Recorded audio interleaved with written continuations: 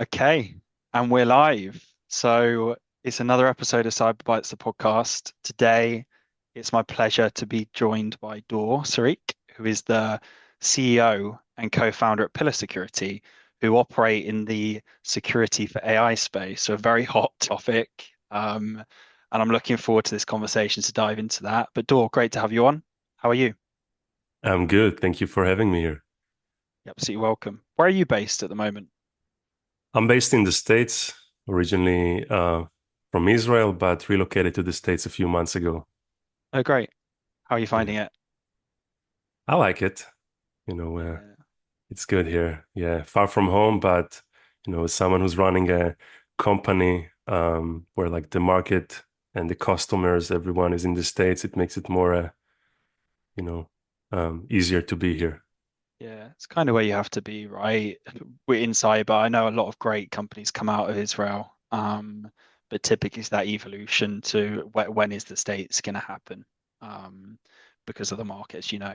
But great, okay, we're going to dive into to you and Pillar in more detail. Where I'm keen to start is just rewind the clock, um, going all the way back. How did you fall into cyber? First of all, what's the story there?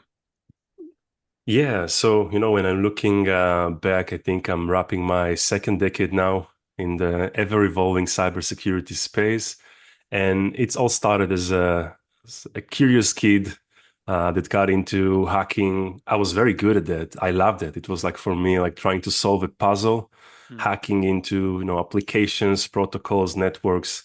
Almost got me into trouble at some point, but eventually kickstarted my professional career. I spent close to 10 years working for the government in a very hands-on offensive cybersecurity role. And I think during that time is where I witnessed for the first time the power of a single vulnerability.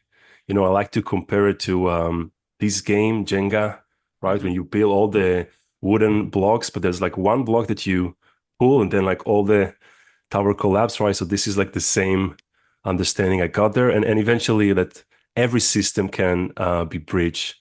In addition to this, I was also leading product roles in various security startups, build, delivered end-to-end threat intelligence, attack simulation, and zero trust access platforms.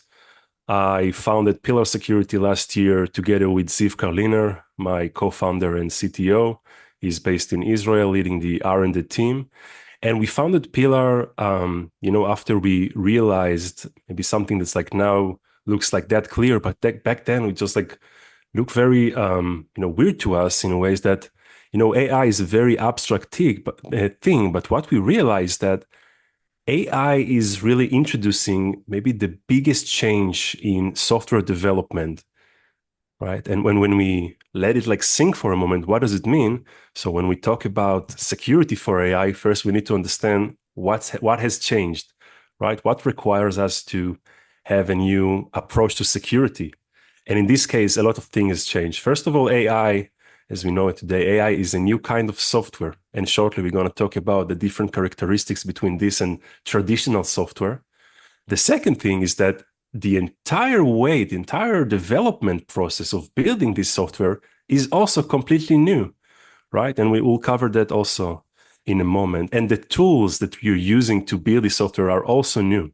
Hmm. So, everything we know about securing the software development lifecycle with all the different stages across the CI/CD, all the security controls are now becoming inadequate to this new kind of like in parallel shadow development process with this technology.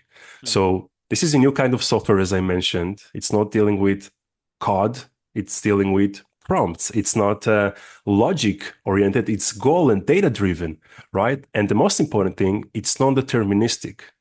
This requires us to have a completely different approach, to tackle security. And that's what we're doing at Pillar, like reinventing security for this new computing paradigm from the ground up. Great. Love it. And it's super interesting background. What was the I like was there a point like why did you found Pillar like going from being an IC in bigger cybersecurity companies? Was there a point you're like, okay, I want to do this on my own or with someone else and build a company? Yes, I think it was around that time that I realized together with my co-founder that after we talk with many innovative companies and enterprises, they're like are moving forward with technology and want to utilize this phenomenal business driver technology, but on the other hand, lacking the expertise and skills and knowledge to address these new security challenges that just arise. Because again, this is completely new area. There is an interesting quote I think that I heard by Jeff Bezos in one of the podcasts he was interviewed, that he said that in reality we should look at generative models, LLMs, more of discoveries than inventions, right? Because an invention is like a watch or an iPhone. You can exactly say like this, specific component. We know to say what it meant to do and how to debug it if it's not working well. On the other hand, those models are completely black box and very hard to intercept. Even their own developers Mm. can't really explain the logic behind it. Yeah. And in terms of Pillar then, so Mhm. who are you guys? What are you doing? How are you doing things differently? Because I'm seeing a ton of like AI for security startups popping up, particularly this year. And I think with enterprise adoption of AI, next year is going to be like really big as well. So yeah, what are you guys doing? Who are you and what are you doing differently? Yeah. So Pillar in a nutshell is a cybersecurity startup based in Israel and the United States. And we are helping teams to really identify and mitigate all the safety and security risks across the entire AI lifecycle. So when we look at AI and how your organization is probably going to adapt this technology, there are like a few ways that AI is going to be fused into your organization. And at Pillar, we kind of like covering those like all those use cases and providing one unified platform to secure all the activities, no matter which model you're using, in which environment, and for what use case. Everything is like in one place. And I would say that the way we're doing it is by proactively kind of like probing or testing the application. So we are not only providing the static guardrails or what's called today an AI firewall component, but we are continuously challenging and testing the applications in order to bring to the surface the new vulnerabilities and gaps. So it's some sort of like I would say like a purple teaming approach, where on one hand we are continuously attacking the application using AI, right? We're using AI to test AI, and then on the other hand we are improving the guardrails. So we call it adaptive guardrails. Got you. Okay, very interesting. And one of the Yeah, key things we both wanted to cover on the podcast is the recent report you guys have put together. Super comprehensive report. Haven't had a chance to read through all of it, but had a scan over it. yeah. I think before we go into the report, what was the motivation behind producing that, and what's the title as well? Share that with the audience. The title of the report is the state of attacks on Gen AI, right? And you can find the report on our website or just Google Gen AI attacks or like state of attacks on Gen AI.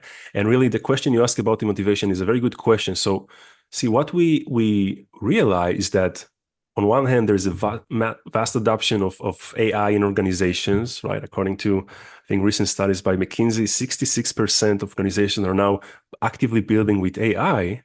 And on the other hand, when we look at the academia and research, we see how easy it is to exploit those systems.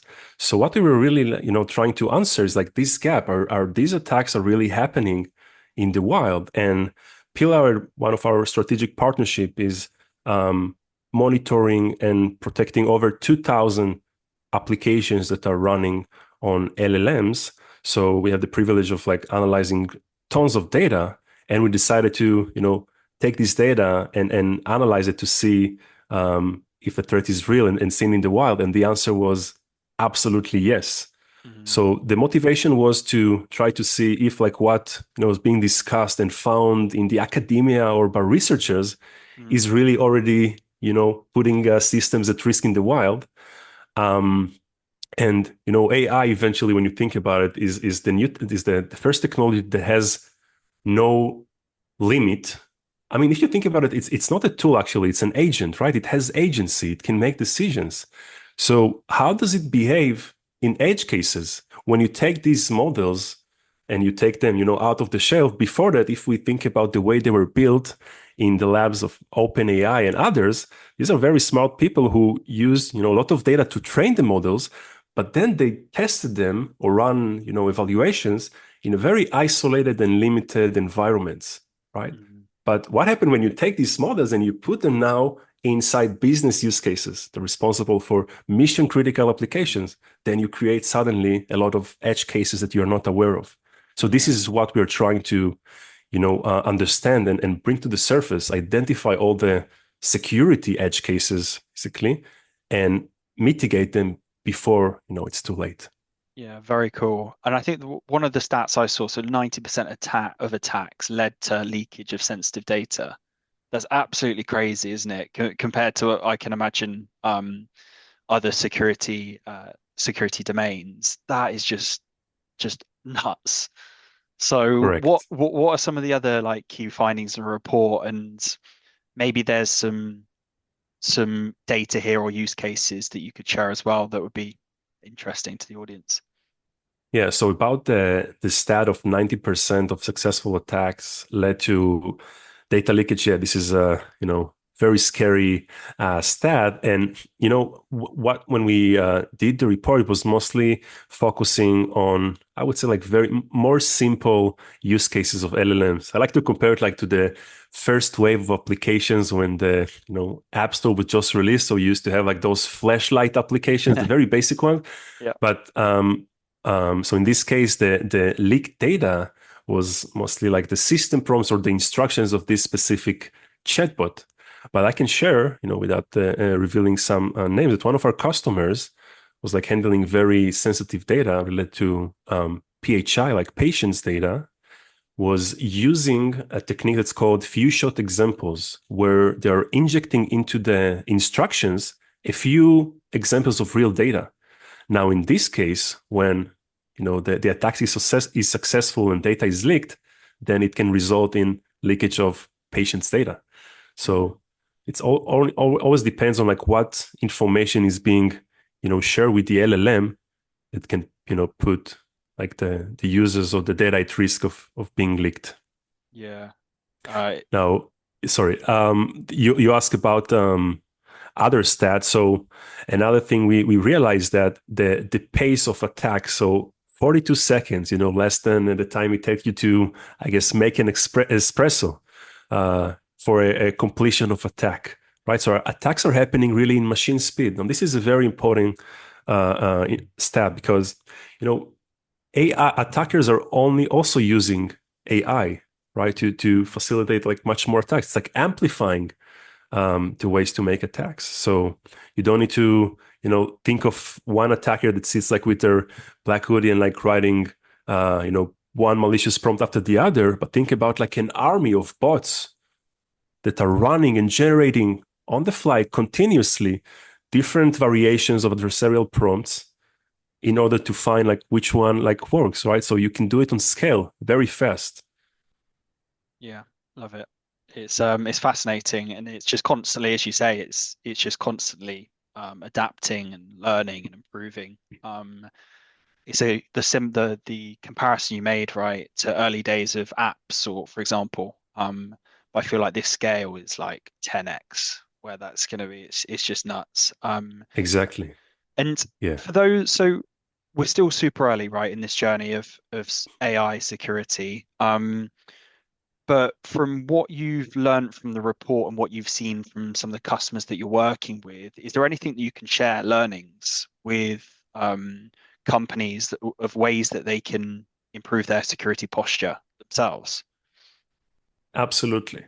So the first thing will be, to gain full visibility into this entirely new process that's happening, right? So as I mentioned, in some companies, this completely new development process with AI and data is something that's not even covered by like teams, security teams.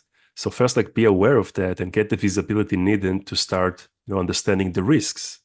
The second thing is that I would say that we are moving, from the age of static rules to guardrails. So rules are no longer relevant. Rules were like are relevant for traditional software that is logic based, if this then that. But here you're operating in like almost like infinite space, right? And the complexity of language and unstructured of language makes it much more um, harder to spot and identify new attacks. So you need to have more adaptive approach to this. And the third thing will be to not wait for those attacks to happen. Is that continuously test it yourself, because this is the only way to identify all the gaps. Yeah, great tips. And they're very useful. And as we push into closing out this year, right? We push into 25. Some of the reports Mhm. I've been reading about security for AI, it seems like it's going to be a big year in terms of enterprise adoption is is becoming more frequent. Where is two questions here. First, like what's happening with Pillar into 2025? What are your goals and objectives going into next year? Yeah, so when we look at 2025 and the recent advancements and developments with this technology, 2025 is obviously going to be, the year of the agent.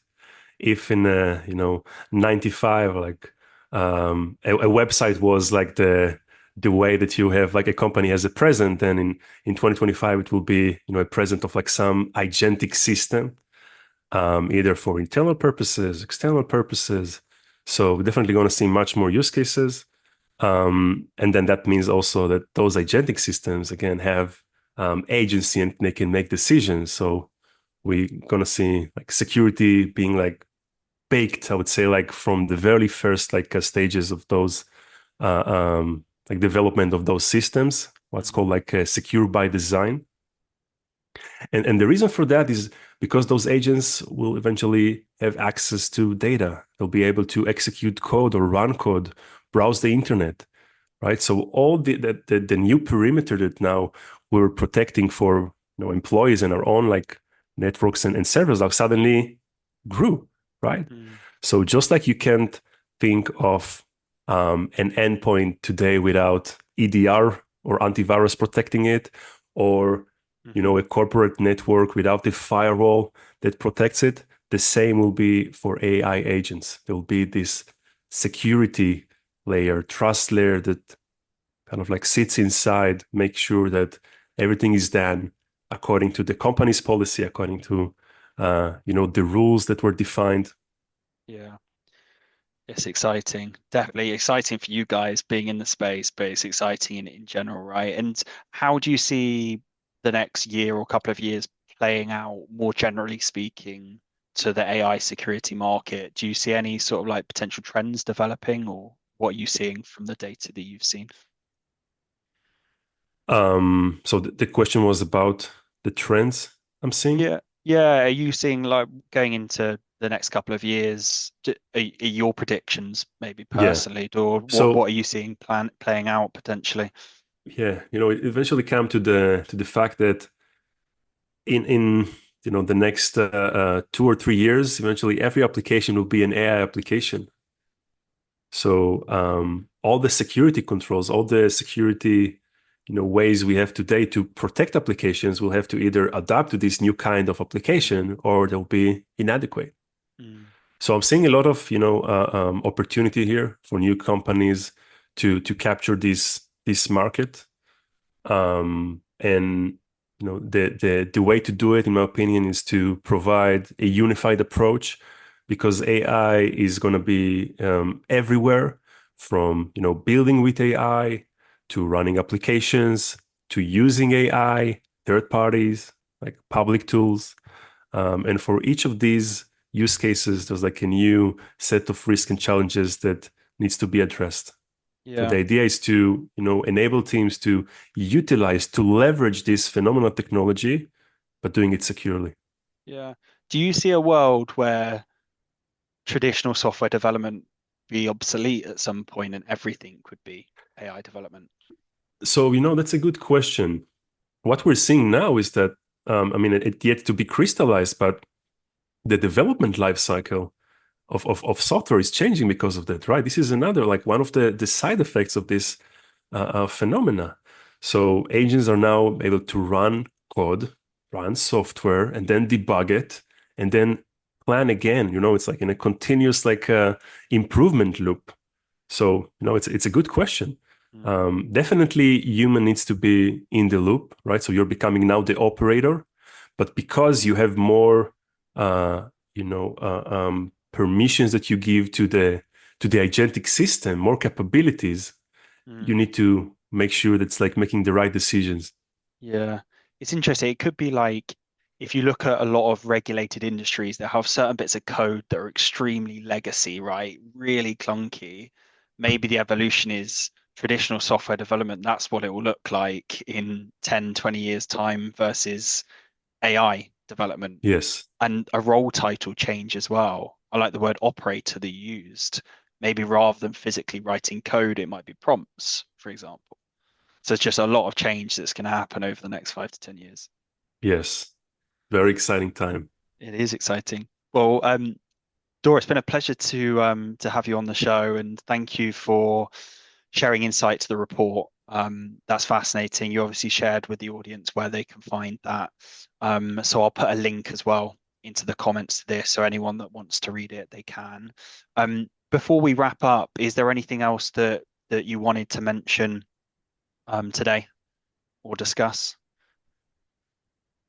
I'll just summarize with what I said. AI is introducing the biggest change we've seen in software development, and it requires us to really adjust accordingly and prepare because these are new kind of risks.